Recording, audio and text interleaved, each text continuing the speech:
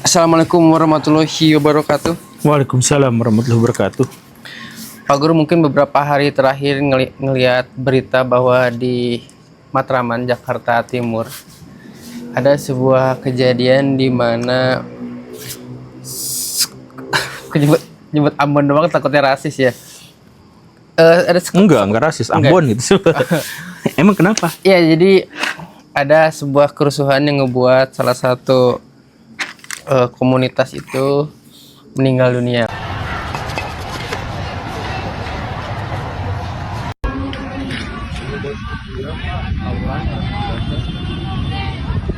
Menteng, Jakarta Pusat, yang mengakibatkan satu orang meninggal dunia dan satu orang lainnya mengalami luka-luka pada Minggu 26 Juli 2026 pagi. Bakar. Kronologinya adalah ada orang Ambon diduga ngegeber-geber motor. Oke.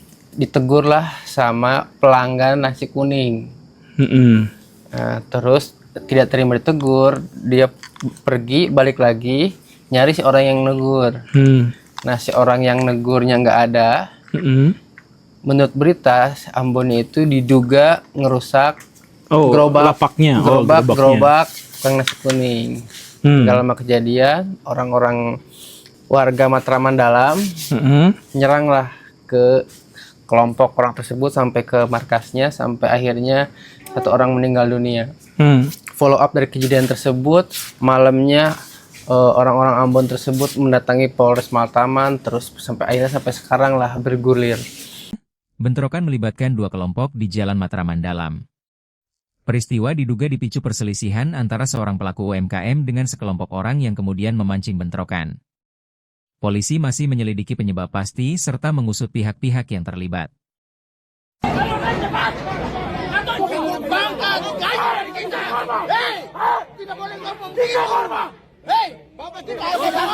Bergulir apa? Kerusuhannya atau laporannya? Keramaiannya belum selesai keramaiannya. itu. Masih keramaiannya. Kalau kerusuhannya kayaknya udah ya, cuman saling kayak ada, bahkan sampai ada sweeping dari TNI Polri sekarang bersatu sweeping untuk orang-orang Ambon di jalanan yang membawa senjata tajam yang mencoba untuk mendatangi Matraman tersebut. Oke. Udah dengar beritanya Pak Guru? Nggak saya klik. Jadi muncul di beranda tapi nggak diklik. Oh gitu ceritanya ya. Nah, terus gimana? Nah, menurut Pak Guru ya, karena biasanya kan orang Ambon tuh di kita tuh banyakannya itu faktanya adalah debt collector. Oh gitu, ya. Itu yang ngebuat sentimen orang ke orang Ambon juga sebel-sebel, semi-semi sebel, entah emang kelakuannya juga seperti itu atau emang karena pekerjaannya yang dianggap ngebuat orang sebel. Biasanya di Bandung itu beberapa kali markasnya orang Ambon itu, orang timur sih sebenarnya, nggak semua Ambon mungkin ya, orang Ambon itu biasanya kalau misalkan dia ngambil kendaraan ormas biasanya rusuh dah. Ya. Nah, gitu. Oke, gini nih. Pertama kita tuh gak usah malu dan khawatir kalau misalkan kita menyebut Ambon. Gitu. Iya, aku takut dianggap rasis. Iya, karena sebelum-sebelumnya memang ada kejadian, misal kan kita nggak malu nyebut Madura sama Medan rayap besi, misalkan. Yes. Kan kita nggak malu dengan itu. Ya, jadi karena memang bahkan orang Maduranya pun ngaku seperti itu, kan kita ngobrol sama Tretan dulu berkali-kali gitu. Dan dia tuh bilang, ya gimana lagi, emang faktanya kayak gitu misalkan gitu. Kemudian kita juga mendengar atau pernah dapat cerita orang-orang mana ya yang biasa jadi debt collector. Ya benar ya, orang-orang timur ya, orang-orang Ambon gitu. Atau misalkan orang dari NTT yang biasanya jadi preman gitu, dan seterusnya. Itu tuh sebenarnya ya bagian dari dinamika, cuman masalahnya kita mulai dari hal yang netral. Pertama gini, dirimu nyadar gak bahwa geber-geber itu bukan hanya orang Ambon? Iya, kita juga sering. Iya, kita juga sering. Dan kemudian ditegur, dan kemudian balik nyerang, itu juga bukan hanya orang Ambon. Betul. Kejadiannya seperti itu gitu. Ini tuh pernah kita bahas dulu tuh dalam kejadian pemberitaan yang menyebutkan kayak gini, kurang lebih pemberitaannya tuh. Pemuda melakukan mutilasi kepada kawannya, misalkan yang seperti itu. Nah, berita ini memiliki stereotip. Karena sebenarnya yang mutilasi juga bukan bukan gay aja gitu, bukan hanya homoseksual aja. Kan kita nggak pernah mendengar berita seorang pemuda heteroseksual melakukan mutilasi, kan nggak pernah. Nah, jadi di sini tuh ada bias yang sengaja dimasukin. Jadi media-media dalam hal ini juga harus kita khawatirkan. Saya mah curiga bahwa ini tuh memang bagian dari pengalihan isu. Kenapa seperti itu? Karena di waktu yang bersamaan ada kejadian yang tidak viral. Apa itu? Yaitu meninggal secara tidak wajar. Iya, Satpamnya Jampitsus itu bukan? Iya, satpamnya Jampitsus itu. Nah, kok nggak viral? Saya bahkan tulis Febri Adriansyah gitu. Beritanya tuh nggak ada. Baru setelah penjaga rumah Febri Adriansyah, baru ada 1-2 cuplikan video. Nah, setelah penjaga rumah saya ketik 2 kali Febri Adriansyah, barulah di situ beredar berita-berita itu tuh gitu, yang kemudian judulnya disangkal bahwa itu sebenarnya bukan kejadian apa-apa, masih diselidiki dan seterusnya gitu. Nah, jadi apakah ini pengalihan isu? Pengalihan isu itu bukan berarti tidak ada fakta kemudian diubah jadi ada, tapi fakta yang sebenarnya tidak terlalu besar tapi di blow up. Bagaimana caranya agar dia tuh bisa menutupi yang lain gitu. Dan kita juga pernah bahas di episode yang dulu-dulu itu. Jadi itu adalah strategi pemerintah. Masa kita langsung menuding ya? Itu adalah strategi dari orang-orang yang besar, yang kuat di luar sana untuk bisa meredam keviralan. Nah, biasanya seperti itu. Makanya berita ini tuh nggak saya klik. Dan setelah saya dengar informasi dari dirimu, saya bukan meremehkan orang yang meninggal, tapi yang meninggal berapa? 1 orang, 2 orang? 2 orang. 2 orang. 2 orang yang meninggal dan dua-duanya dari Ambon itu. Betul. Agak mengerikan video-video yang muncul bahkan diseret segala rupa. Pokoknya Ya. kalau misalkan rusuh gitu, yang meninggal pasti mengerikan aja. Ya namanya juga di masa kan gitu. Ya, tapi kita bukan berarti mengecilkan peristiwa ini, cuman saya tuh sempat menduga bahwa ini tuh adalah pengalihan isu karena banyak sekali biasnya kayak tadi itu. Kenapa harus ditulis Ambon gitu? Kan bisa aja yang emang ada kerusuhan di situ gitu dari antar pemuda gitu. Misalkan gini nih, saya potong misalkan kemarin ya, kan ada peristiwa terbakarnya santri. Iya. Ada kan? Kan di situ nggak disebutin santri NU dibakar gitu. Kan nggak gitu. Ini adalah terbakarnya di lembaga pendidikan agama atau di pesantren gitu. Tapi NU-nya tuh nggak dipasang. Nah, berita soal Ambon itu juga kan bisa dihilangkan Ambonnya sebenarnya tuh. Tapi kenapa harus ada seperti ini? Biar sentimen masyarakat itu lebih terikat. Karena ini kesukuan. Jadi kalau kesukuan itu menarik perhatian lebih banyak gitu. Jadi peristiwa ini tuh menjadi jauh lebih besar karena ada penggunaan istilah Ambon dan kesukuan di situ. Nah, saya tuh sempat curiganya di situ. Tapi saya belum tahu karena saya tidak mengamati berita itu gitu. Karena memang sengaja tidak ngeklik gitu. Tapi saya tuh menduganya kayak gitu. Menarik sekali ketika Pak Guru menduga bahwa ini pengalihan isu karena di video Gembulikum yang ngebahas soal Bandung Gotham City yang kita nge-review keramaian begal itu. Banyak juga yang menduga bahwa berita-berita soal pembegalan itu juga sebenarnya disetting untuk ada yang dialihkan juga. Jadi gini nih. Karena sekarang berita begal banyak banget. Kita kemarin baru ini di Arsamanyuk di dekat kantor juga bocah SMA. Jadi gini nih, media itu bergeraknya kayak kita kaum YouTuber gitu. Jadi begitu ada gelombang yang besar, ya kita nebeng di situ. Nah, jadi kalau misalkan ada sesuatu yang meresahkan dan itu menarik perhatian publik dalam jumlah besar, maka wartawan akan berdatangan ke situ dan kemudian memberitakannya gitu. Nah, jadi sampai batas ini tuh kita pahami bersama. Nah, dari mana kita bisa membedakan ini pengalihan isu atau tidak? Itu kesulitan, itu sulit sekali untuk bisa membedakan itu.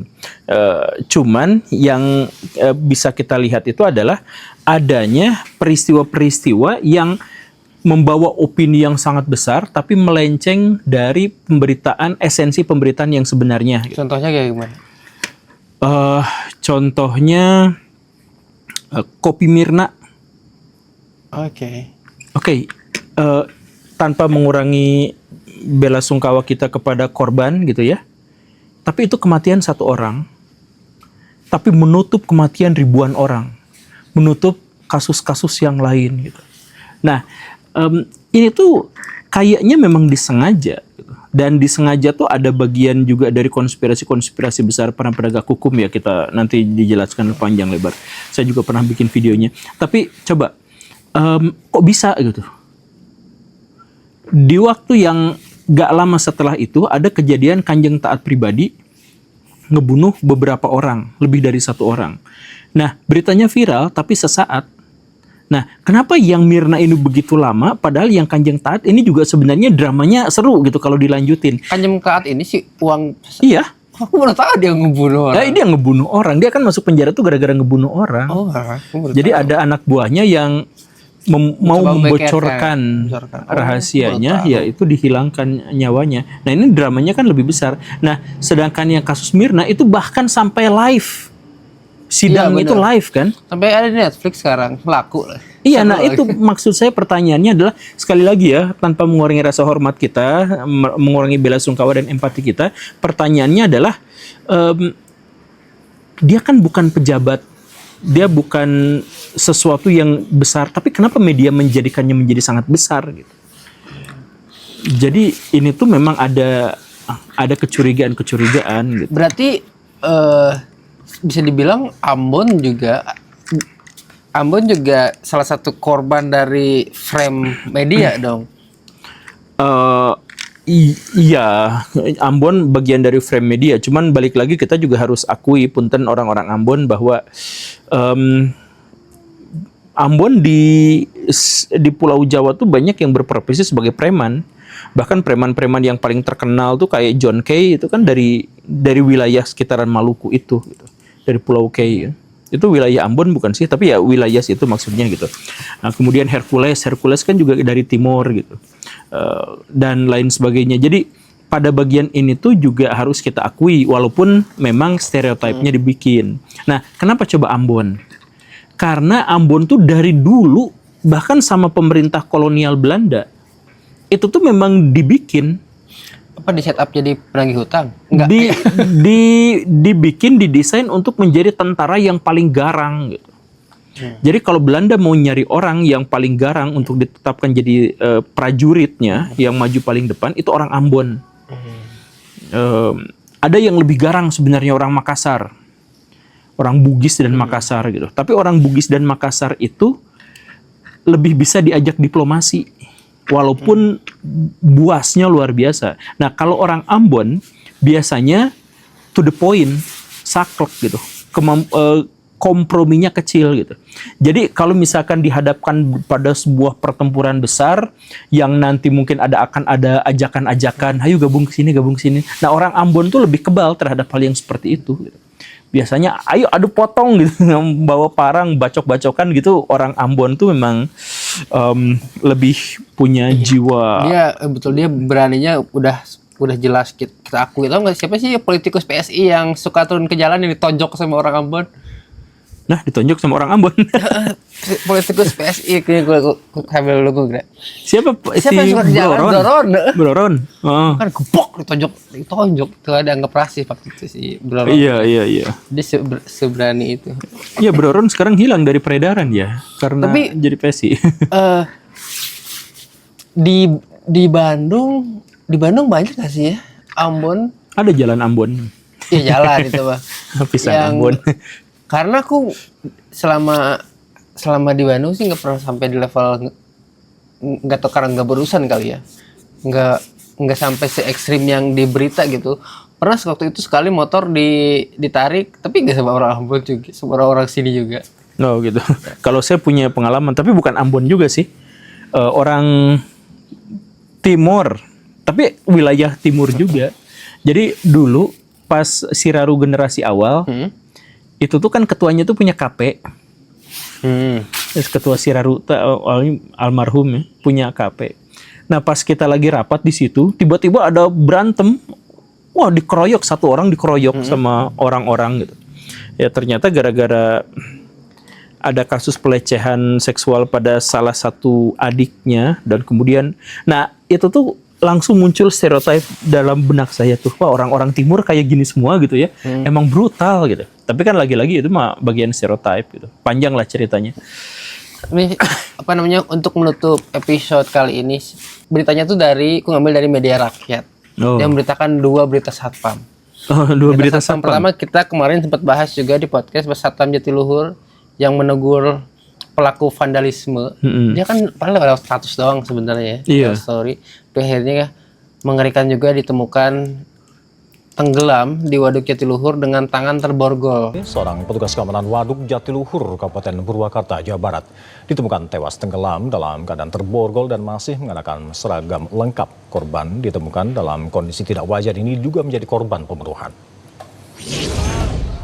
Allahu Akbar, Allahu Akbar, Allahu Akbar, Allahu Akbar. Itu niat banget sih untuk ngebunuh pasti ya. Terus yang kedua, Satpam Bundaran HI menegur pengemudi Alphard yang menerobos lampu merah.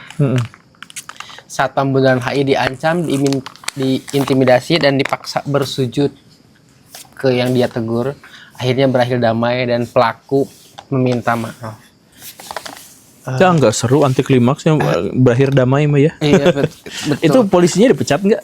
Satpamnya. Si pengguna Alphardnya tuh. Itu kan polisi. Oh, gua nggak tahu tah. Di polisi. Oh. Nah itu Pak Polisi. Pak Polisi tolonglah itu makhluk-makhluk yang seperti itu jangan dikasih damai. Karena justru kalau dikasih damai, institusi kepolisian yang akan mendanggung beban stigma dari masyarakat. Nah itu tuh kan orang-orang arogan. Jadi emang aparat-aparat di kita tuh, coba kalau misalkan 2 kasus itu disatuin, dan polisinya jadi boga lakon gitu. Jadi misalkan kan tadi kasus pertama Satpam ditemukan meninggal dunia. Udah ketahuan sih pelakunya bocah-bocah nanggung. Pelakunya bocah nanggung, senanggung itu aja udah berani ngebunuh. Iya, bocah nanggung ini muka-mukanya Pak Guru. Coba lihat muka-mukanya. Nah itu maksud saya tuh si polisinya itu tuh bukan untuk nyuruh sujud orang lain gitu, tapi nangkepin bocah-bocah nanggung ini. Ah, bocah nanggung sumuran berapa? Lah. Oh. Inilah. Alah sih ya. Masih kecil ini yang ujung. Iya. Ini tuh semuanya 6 orang ini. Iya diduganya. Ya, nah coba si bapak polisi nyuruh sujud tuh ke orang yang kayak gini gitu. Nah jadi 2 kasus itu disatuin tapi polisi jadi boga lakonnya gitu. Jadi polisi yang ya tapi seperti yang kita jelaskan di episode yang dulu sih. Jadi aparat kepolisian dan aparat tentara kita tuh lebih pro terhadap ngurusin kebijakan-kebijakan pemerintah yang kontroversial, tetapi tidak ngurusin tanggung jawab mereka yang asli, amanah dari negara gitu. Jadi misalkan kan kata Pak Prabowo kemarin polisi tentara dilibatkan jadi petani, jadi pedagang MBG gitu, jadi macem-macem. Itu tuh keren gitu kan kata dia mah. Iya. Tapi kan kalau maksud kita keren tuh adalah kalau TNI memberantas anak-anak kayak gitu, itu tuh keren. Kalau polisi berani menggerebek bandar-bandar judol, itu tuh keren. Kalau TNI itu menghabisi perusahaan-perusahaan pinjol ilegal, itu kan keren gitu. Polisi sama TNI kemarin melerai Ambon sama itu juga keren juga. Nah, iya itu juga kan keren. Satu gitu. Nah jadi harusnya gitu, bukan justru malah ngurusin MBG, ngurusin Koperasi Merah Putih. Itu merah berdarah sih kayaknya itu bakal rugi. Enggak di seminggu atau 2 minggu ke belakang karena banyaknya berita soal premanisme dan geng motor, banyak juga yang berkomentar di sosial media tuh kayaknya Petrus nggak buruk-buruk amat dah. Menurut Pak Guru gimana? Enggak, justru sebaliknya. Ini polisi dan tentara kemana aja gitu. Ya bukan Petrus tuh baik-baik aja. Masalahnya tentaranya nggak ada gitu. Tentara dan polisinya nggak ada untuk ngurusin hal-hal yang seperti ini gitu. Kemarin ya kan, itu kesedot buat MBG dan kemarin Kopdes. kan kita bikin yang sayembara KDM. Ada sebuah kejadian di mana si ojol berhasil menangkap maling. Dilepasin dengan kata polisi dengan tidak ada cukup bukti. Itu kan benar juga kan. Sayembaranya ada, tapi ketika masuk ke kantor polisi diproses atau enggaknya? Enggak. Oh. Begitulah. Pak Guru. Jangan-jangan itu adalah suruhan Pak KDM biar nggak bayar uangnya kan.